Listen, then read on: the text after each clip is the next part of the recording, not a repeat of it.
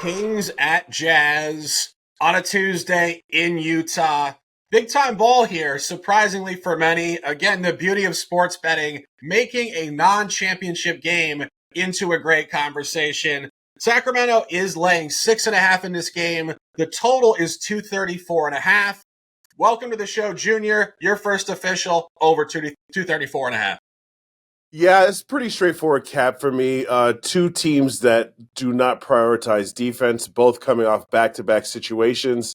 Even though, historical data can sometimes be flawed because of roster turnover, these two teams pretty much have the same core. I understand that DeMar DeRozan was added to the Kings, but the Kings core is still the same.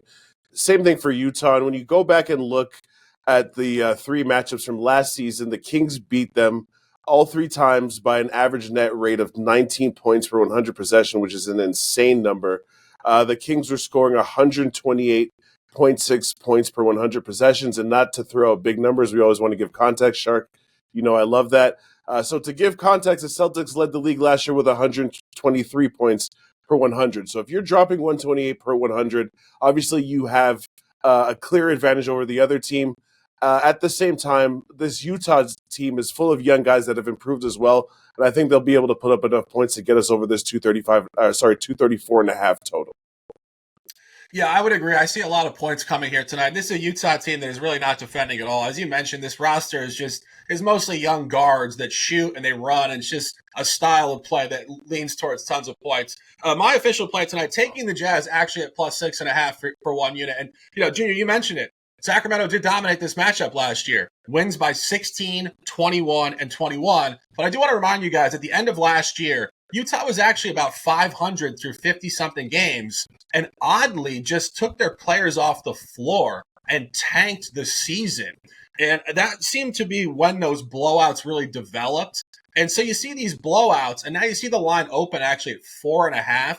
Incredibly short. So I see that line and I do some research, and that's what we're going to discuss here. Both teams come in on a back-to-back, but I don't think these back-to-backs are created equally. Utah did play last night at Dallas, did cover 110 to 102. Key point here, though, 2 full nights of rest before last night. Not the same here for Sacramento at all. Home road back-to-back, 3rd in 4 final leg, and 4th in 6 nights to open the season. And Junior mentioned it, but DeMar DeRozan has come over here. And this is not just Kings basketball in 2024. This is historical NBA basketball. You bring a big-time player onto your team, it takes time to figure out how to flow. And Sacramento has not looked good this year, really, at all. And final point on this, as I mentioned before, Sacramento has dominated this matchup, and the line is plummeting towards Utah. Utah is 2-1 ATS, and oftentimes when a team has lost every game so far, but is trending up against the spread, it means they're about to win a game. I think Utah could get an outright win here tonight. Coach, any thoughts on this game? I'll throw this out there just to play devil's advocate. 2 things. One, does altitude affect Sacramento? Maybe, I don't know. And then I took a look at last year. I think the Kings played 15 back-to-backs. I think they averaged 111, 112 points. Is it worth taking a look at the under on their team total, which I think was 120.5?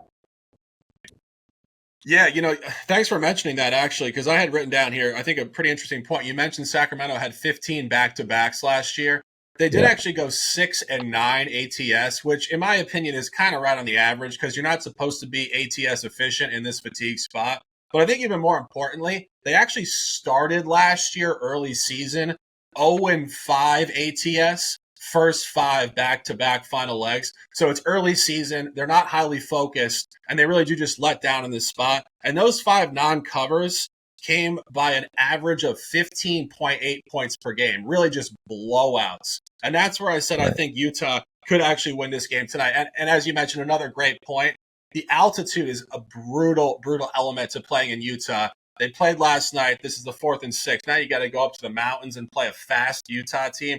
I think Utah could get a W tonight. Big conversation here for a game, again, that is not on national TV. That is one of the best points about sports betting. Conversation wins. Couple officials, Junior Brown, over 234.5. Myself, the Shark, Jazz plus 6.5. Let's cash these ones.